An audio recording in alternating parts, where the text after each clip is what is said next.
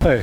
So, I guess not many of you think of Rohini as a foodie, but somehow my interactions with her often involve food. Okay, so, Rohini was a postdoc in TIFR when I joined as a student. And I was later to find out in 5 or 6 years that when you're a postdoc in some place, you get very friendly with the students, and that's a bond that stays. Okay, and with Rohini, that's exactly what happened to me. Okay, so I mean, those days, early 80s, people hardly took photos. Okay, so it was hard for me to find photos of Rohini from those days, but here's one of the things where I saw that not all the color had gone away from the photo. So you can see a little bit of green somewhere. Okay. So that's what Rohini looked like in the early 80s. Not too different from what you remember her as.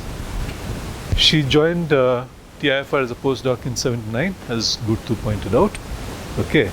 And at that time, perturbative QCD was a big thing. Okay. Altarelli had come to Bombay to give a set of lectures on perturbative QCD, and those lectures were transcribed by 4 students in the school. Okay, and Rohini and Avinash Dhar were 2 of the people who wrote the notes. This was later published by Altarelli as physics reports. Okay, but when I joined as a student, the only record of that the set of lectures was the TIFR yellow book. Okay, and I was looking through that. I was trying to learn perturbative QCD at that time, and the yellow book was about the place that we started. And every time I looked at it, they would tell me, okay, check this formula, check whether we've got it right. And that's how I learned it. That's one of the ways that I learned it. The other thing was that Rohini had a code, really clunky old Fortran code, which had implemented QCD evolution equations. So I learned QCD partly by looking at that code and trying to figure out what was going on, and partly by looking at Altarelli's lectures. Okay, so that was interesting, but what was I going to do with it? And at that time, there was an experiment in CERN which looked at nuclear Parton distribution functions for the first time, and found that surprise, surprise, the nuclear Parton distribution was, tens of percents off from what the nucleon Parton distribution was. Okay, so big surprise in those days. Okay, and I was playing around with Rohini's code and looking at the data, and found that there was a nice scaling, that if you take the structure function of a nucleus of mass number A and x and q squared, then that was equal to the nucleon, the isoscalar nucleon Parton distribution at x and the scaled value of q squared. Okay, so this was fun. And in order to get to that, see, the only published data was this. And in order to get to that, we had to ask for data from the experiment, and there was no internet. Okay. And how do we get that data? So somebody from CERN put everything on a tape and mailed the tape to us. Okay, and this tape came to the foreign post office in Bombay, and they sent me a note saying you have to come with blah blah blah papers. You have got some foreign, data. Okay, you have to explain why you need it, and you have to pay a duty of 500%. Okay, so this, I barely had enough money to buy a beer at the end of the month. So I had to go to the purchase officer and tell them, look, do something about it. So eventually it came to me, and we got the data. Okay, so it was fun. Okay, and in those days, this was the end result. We were very happy with that. We didn't go beyond that. 1. Okay, So, right, so I never went back to it. And 40 years later now, when I come back to it, I said, my God, this has such a simple explanation. You should think of it in terms of the hadron structure, the resolved photon, if you wish, but at the hadronic level, interacting with nucleons as it goes through a path through a nucleus. Okay, we didn't think about it. We didn't have that idea at that time. But you know, as you see in this famous, the best B movie ever made, at the end of it, Rick says, Louis, I think this is the beginning of a beautiful friendship. So that's what happened with Rohini and me. We started looking at this, and then we said, why don't we use this idea and look at various other things? So jets, direct photons, and then spin structure came up, and we looked at that. But by the time we looked at this, Rohini had already, so this was 83, I think, when we did this. And the very next year, Rohini moved to Bombay University and had her first student, and who was, all of you know him, Sridhar. And Sridhar joined us on these projects. But when Sridhar started working with us on these projects, Rohini also left and went away to Dortmund. Okay, so basically Sridhar and I spent all our time together. With no Rohini on the scene, we spent a lot of time in Gokul. Okay, so these things took a bit of time.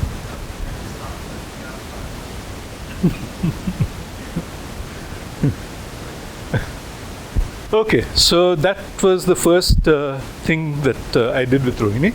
But then Rohini went off to Bombay University, where she had, had a staff quarter, and the staff quarter had a kitchen. Okay, and since Rohini was commuting to TIFR more or less every day, she was eating in the canteen at night. Okay, so that kitchen would be used occasionally, and only when somebody was invited home for lunch or dinner. So she would always say, okay, I'll make varan bhat.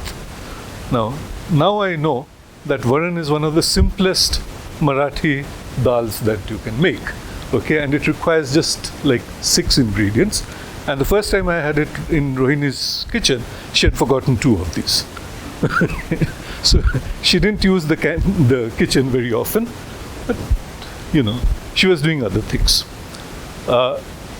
In those days, just as I was finishing up my PhD, 2 major conference series started in India. Okay, and they kept running for years, decades actually. They still run, more or less. One of them was the international conference, basically on QGP. Okay, and that was started by my thesis advisor, Bishwaru Banerjee, and Professor Bikash Sinha, whom many of you know. Okay, that was a big thing.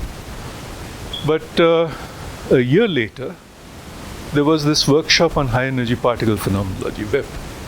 Okay, that phenomenology eventually turned into physics, but WEP remained then. Okay, and that was started by Rohini, along with D.P. Roy and Probi Roy. And both of these were really big conference series, which had a lot of, which changed Indian science completely. Okay, at least in high energy physics and heavy ion physics. Okay, there was more interaction between experimentalists and theorists or phenomenologists as a result of these. Okay, there were also a large number of people who came from abroad for these things, so there was a lot of interaction which built up over the years. Okay, and I was happy that I was at the beginning of this thing. One started with one of my first collaborators, the other with another of my first collaborators. So I was really the dog's body doing the running around at that time. This is something that the director of IMSC will understand about dogs and postdocs.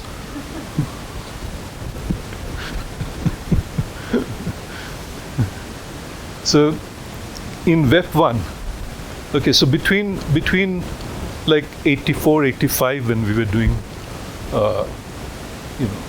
QCD, when QCD was a focus of collider physics, okay, and 89, when the first web was held, the focus had shifted.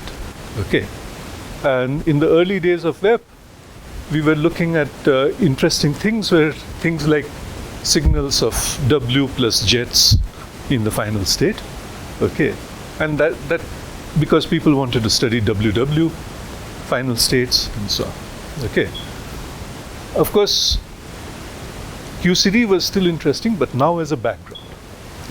Okay, and there were amplitude techniques for QCD which were beginning to be used, and somehow I was involved with Rohini and DP in one of these projects for W plus jets, and I wrote up a code for W plus N jets.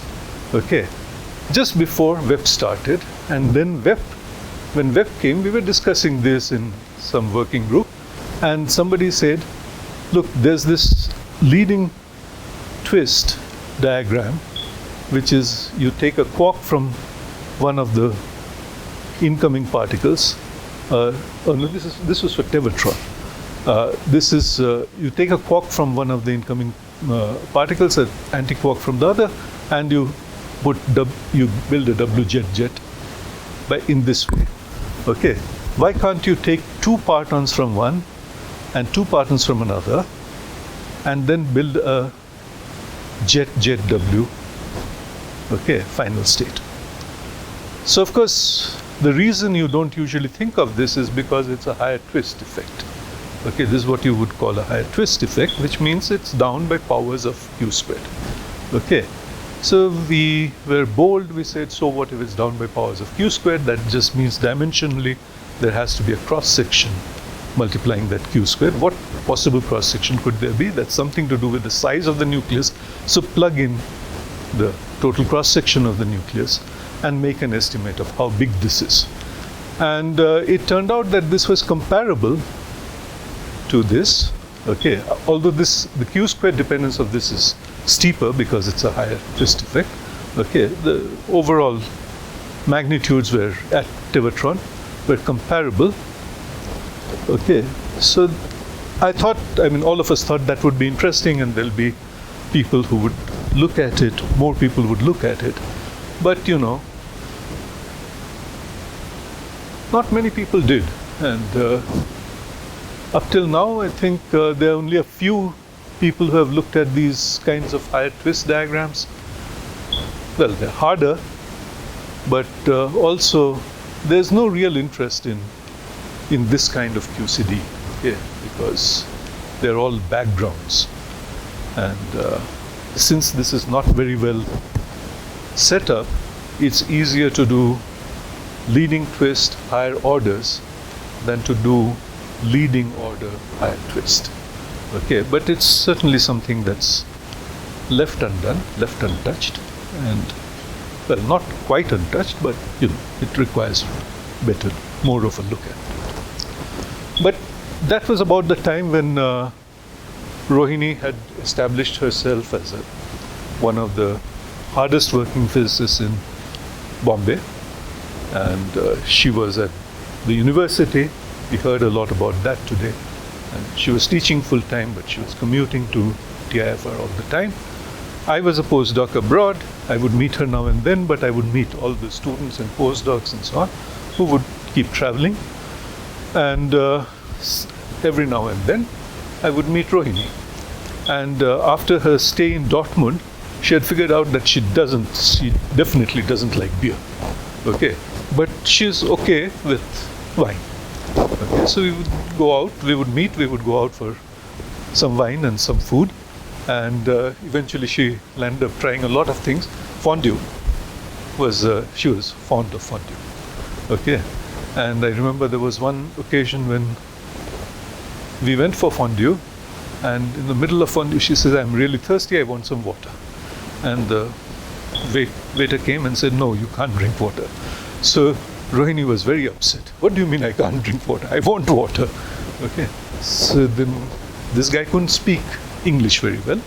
Okay, so he went and conferred with other waiters and then came back with an explanation. And the explanation was, if you're having fondue and you drink water, all the fondue turns into a ball in your stomach. Okay, and that's bad for you. So you have to drink wine. Rohini was okay with that. So I also remember another time when we went, I think this other time was in Trieste, yeah. We went out to eat, and Rohini said, I'll have a calzone. And the calzone, there of course has ham in it, and Rohini said, no, I can't have this, we'll have to divide it up. How do you divide up calzone? Okay, this was a very complex problem, and we spent days discussing this afterwards.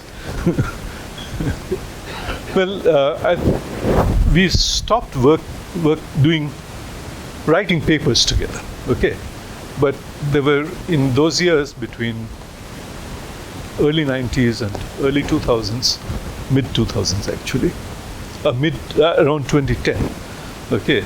We were doing lots of other things, and Rohini was busy with this ICFA program and various other things, so there was a lot of interaction. But the next time we worked together was actually the last time we worked together. And that was, actually she wanted to do some heavy ion physics. And she had a student here, Sandeep Chatterjee. And he was going to learn heavy ion physics. So we looked at what is called freeze out, okay? So the idea is the following, that if you take two heavy ions and you collide them at one of these colliders, let's say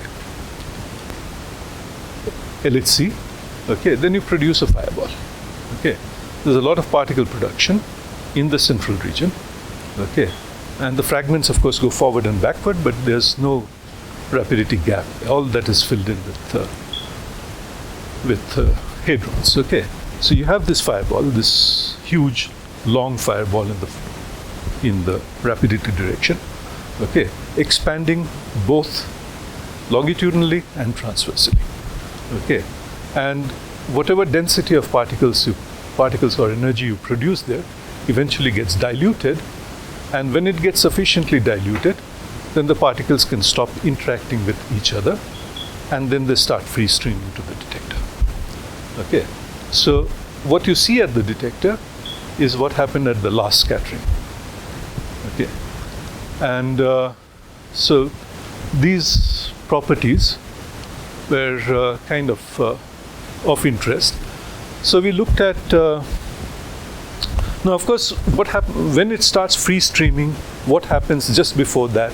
These are all dynamical questions, okay. You need to know the interactions between these particles. But you could model this by saying that particles were in thermal equilibrium before they stopped interacting, okay. And then at some time different particles are falling out of equilibrium, okay. And people would say all particles fall out of equilibrium simultaneously, and that was a reasonable description of what went on. But there were discrepancies, and we said, no, look, let's kind of push the idea that this is a dynamical process. You really have to look at particle interactions. We said, okay, so we can model this as strange particles freezing out at a different time from the light particles. That's obvious because if these are in the hadronic phase, then there's a mass suppression to strange particle production, okay. So we looked at this kind of a picture, and we found that we could get a somewhat better description of the system than people had done before. And the track of the particle of the freeze out is given in the phase diagram here. The blue lines, the blue points, refer to the freeze out. And as you change square root s, you come in this direction. So as you change square root s in the detector, you come in this direction. Okay, the blue points are for the light particle freeze out, and these are for the strange particle freeze out. And the interesting point here was that this is the predicted critical point, and near that critical point, there's a big deviation between these two. Okay, so there's little deviation between these two colors here and here, but near the critical point, there's a bigger deviation. So this is all very interesting when you start looking at where the critical point of QCD is. Okay, so we push that idea. This idea is kind of taken hold. People look at it much more carefully today. But it was an interesting thing that one of the last things, the last physics that I did with Rohini. Okay, so I'll leave you there. My time is up, and this is kind of the Rohini that I remember. Okay, taken at a AMA concert in TIFR in 1984. Okay, the laugh that Gurtu talked about. Okay.